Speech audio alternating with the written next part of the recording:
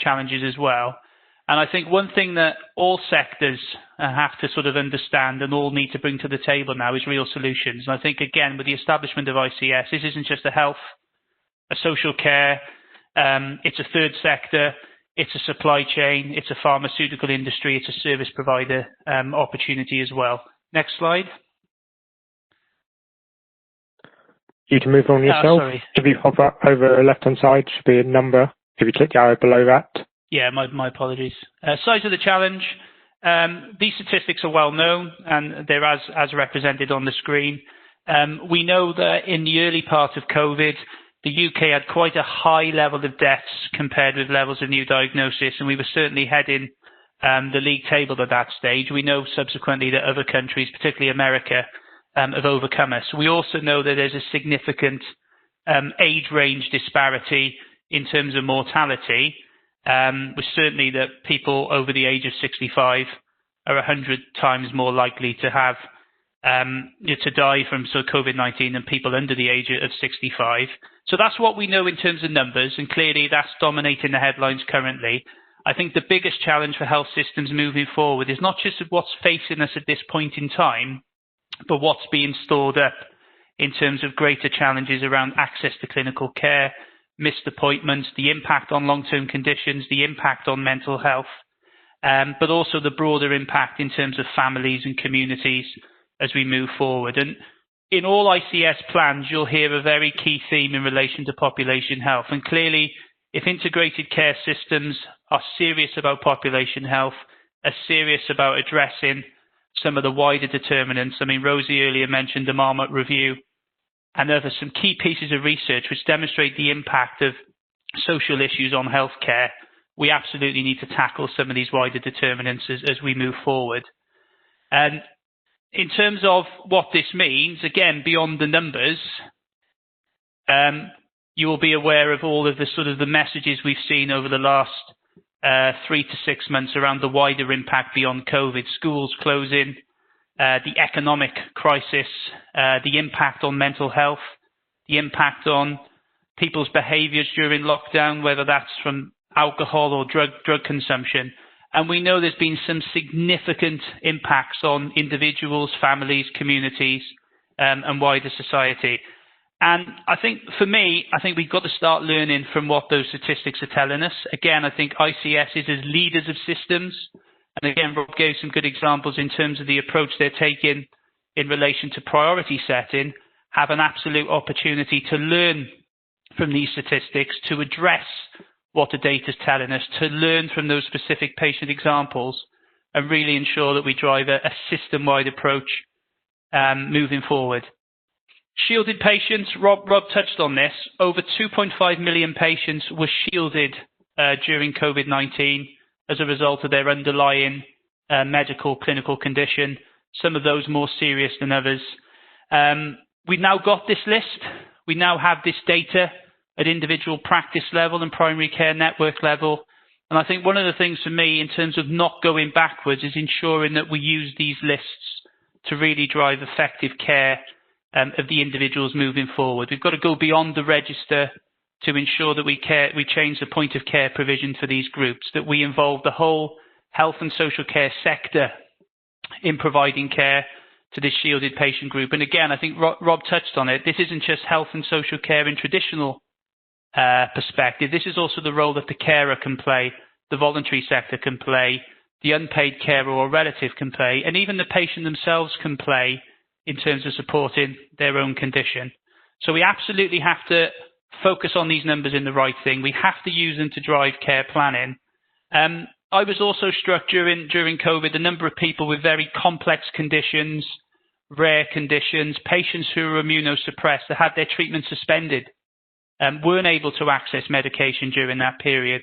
So we've got to look at how we provide care proactively for this group in a different way moving forward. And clearly, again, looking at wider partnerships across health and social care, the role of academia, the role of the pharmaceutical industry, the role of service providers in providing home care models, digital support, and training and education will really help to ensure that this group is managed more effectively.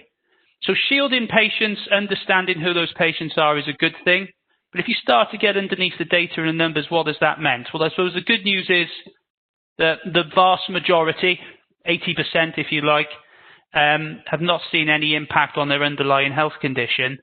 But statistics suggest at least 20% of those shielded saw an impact on their health condition or a deterioration. So again, my concern at the moment with the way we're addressing COVID, and again, clearly the opportunity moving forward is managing the preventable, is dealing with the challenges that we're facing now in relation to a patient cohort, is preventing the preventable in some way. I'll touch upon test and trace later, and I'll touch upon the role of digital later. But I believe if we've got a good understanding of shielded patients, we should be able to target intervention better. We should be able to ensure that the top 20% of that 2.5 million patients are receiving care in a very proactive and coordinated way. And I believe this is an endeavour that the whole health and care sector and supply chain can rally behind and get behind moving forward. Just quickly, what's the impact of that? So again, I'm very concerned about the challenges that we're storing up patients who aren't necessarily having their regular treatment consultations or aren't necessarily having their sort of assessments or those assessments being done remotely. For COPD, we've seen quite a high number of patients who haven't had their FEV1 recorded in the last 12 months, haven't necessarily had their annual long-term condition assessment. So what impact will that delay have on their long-term condition?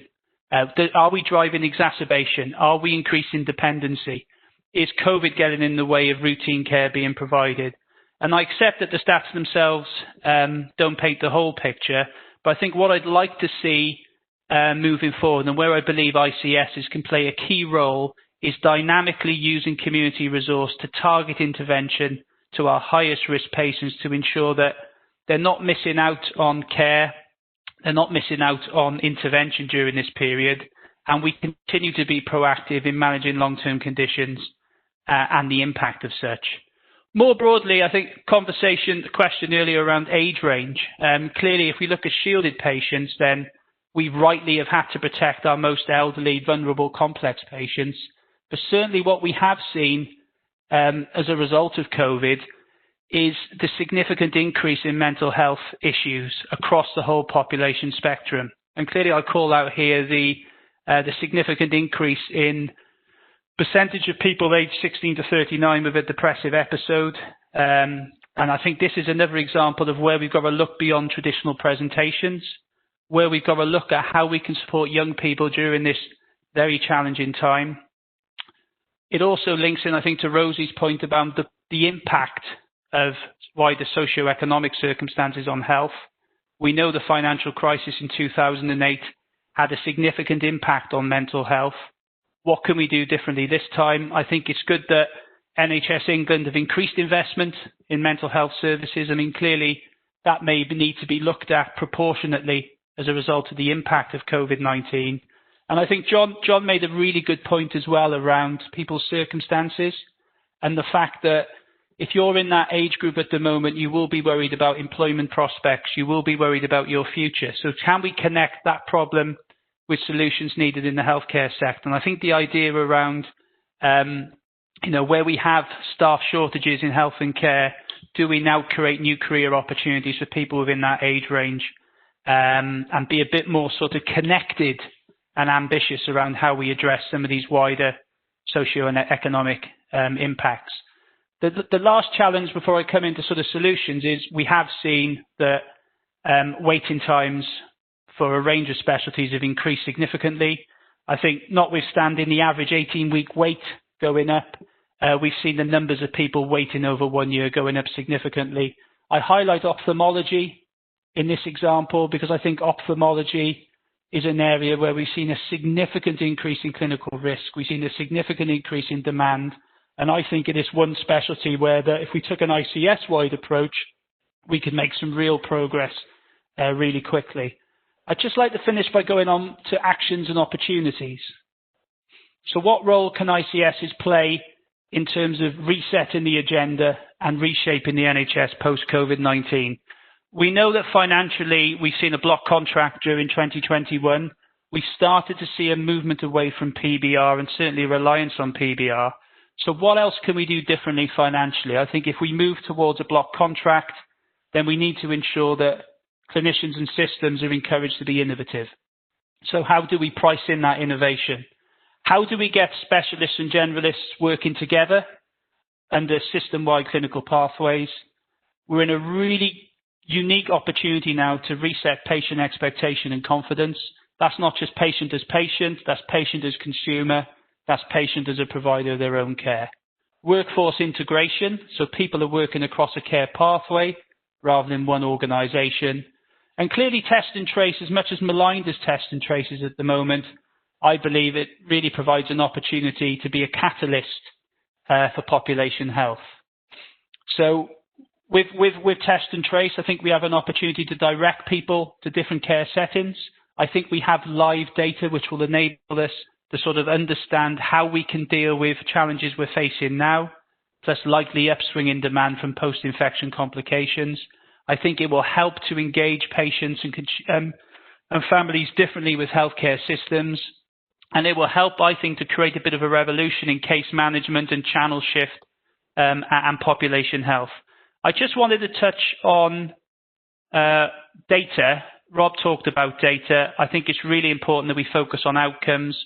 All systems focus on outcomes. We all say that. But to be honest, most of our focus is probably on the 20%, which is transactional. And I think with ICSs, we have an opportunity to broaden that analysis into the other 80%, which is very much socioeconomic, health behaviours and physical environment, if we're going to drive prevention and new ways of clinical service moving forward. And just to finish, I think COVID-19 demonstrates that rapid changes in the NHS can happen. It's clear from a leadership point of view, there's a real commitment to lock in that innovation. New solutions have been found, they've been applied, and they've added value. And we absolutely need to sort of look at that on a greater scale. We need to price in innovation, we need to commit to that innovation, and we need to deliver that innovation. And I believe that innovation is more than just health and social care. We have to bring in wider partners. We have to trust our clinical experts. That's clinical experts working across a system rather than one organisation. We know that conventions can be broken. We need to measure success and outcomes as a system. Quality is now the only currency and the key currency, and we need to take multi-sectorial health and social care consequences into consideration and give them greater platform and prominence. So just to finish, I think ICSs are a positive step forward. Regionalisation of healthcare as a solution, not just to COVID-19, but as an opportunity to reshape population health, is an opportunity that we should take. And I actually believe that ICSs have a key role to play in shaping that civic and community response post-COVID-19. Thank you. Thank you very much, James.